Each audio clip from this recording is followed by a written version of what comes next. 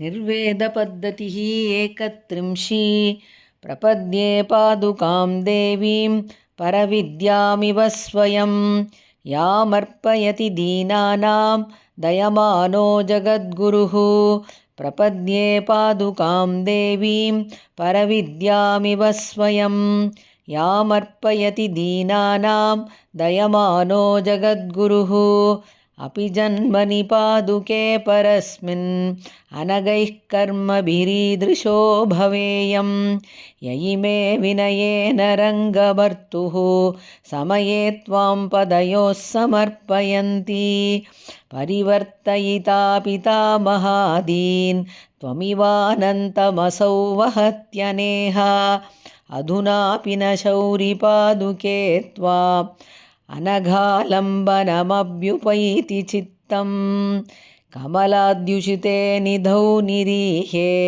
सुलभे तिष्ठति रङ्गकोशमध्ये त्वयि तत्प्रतिलम्भने स्थितायां परमन्विच्छति पादुके मनो मे यद्यप्यहं तरलधीस्तव न स्मरेयं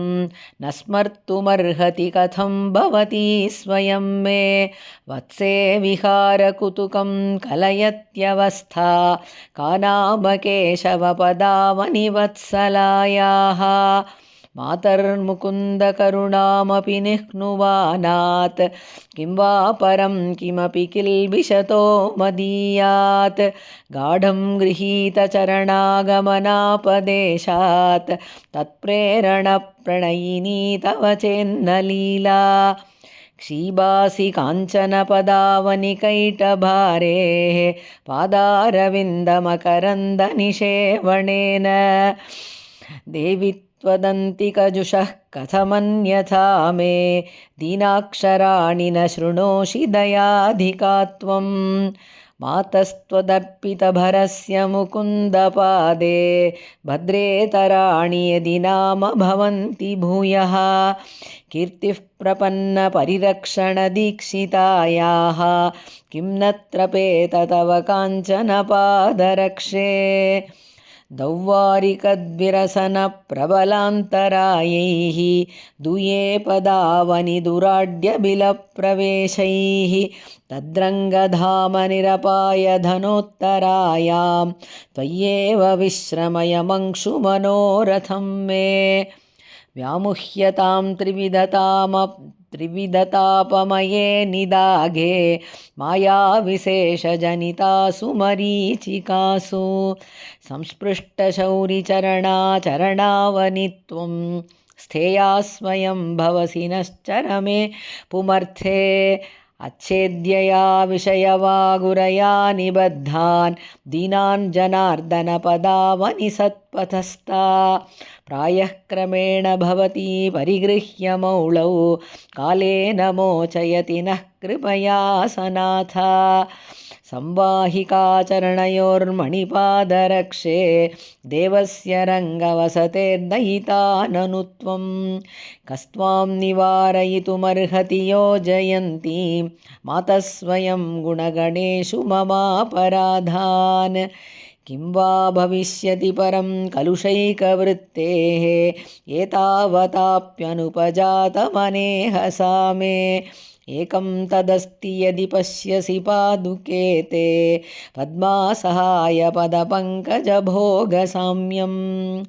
विविधविषयचिन्ता सन्तताभिश्चिरं मां जनितकलुषमित्थं देवि दुर्वासनाभिः पदसरसिजयोस्त्वं पादुके रङ्गभर्तुः परिमलपरिवाहैः पावनैर्वासयेथाः शरणमधिगतस्त्वां शार्ङ्गिणः पादरक्षे सकृदपि विनियुक्तं त्वत्सपर्याधिकारे पुनरपि कथमेनं हस्तमुत्तानयेयं धनमदमुदितानां मानवानां समाजे यदि किमपि समीहे कर्म कर्तुं यथावत् प्रतिपदमुपजातैः प्रत्यवेयां निमित्तैः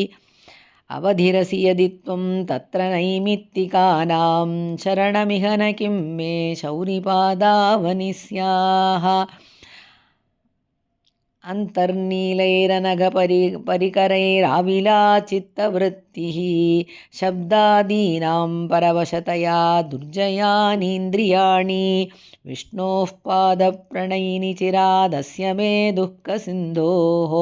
पारं प्राप्यं भवति परया विद्यया वा त्वया वा गोमायूनां मलयपवने तस्कराणां हिमांशौ दुर्वृत्तानां सुचरितमये सत्पथे त्वत्सनाथे तत्त्वज्ञाने तरलमनसां शार्ङ्गिणः पादरक्षे नित्योद्वेगो भवति नियतेरीदृशी दुर्विनीतिः काले जन्तून् कलुषकरणे क्षिप्रमाकारयन्त्याः घोरं नाहं यमपरिषदो घोषमाकर्ण्ययेयं श्रीमद्रङ्गेश्वरचरणयोरन्तरङ्गैः प्रयुक्तं सेवाह्वानं सपदि शृणुयां पादुका सेवकेति पाषाणकल्पमन्ते परिचितगौतमपरिग्रहन्यायात् पतिपदपरिचरणार्हं परिणमय मुकुन्दपादरक्षिणि मां पाषाणकल्पमन्ते परिचितगौतमपरिग्रहन्यायात् पतिपदपरिचरणार्हं परिणमय मुकुन्दपादरक्षिणि माम् इति श्रीपादुकासहस्रे निर्वेदपद्धतिः 31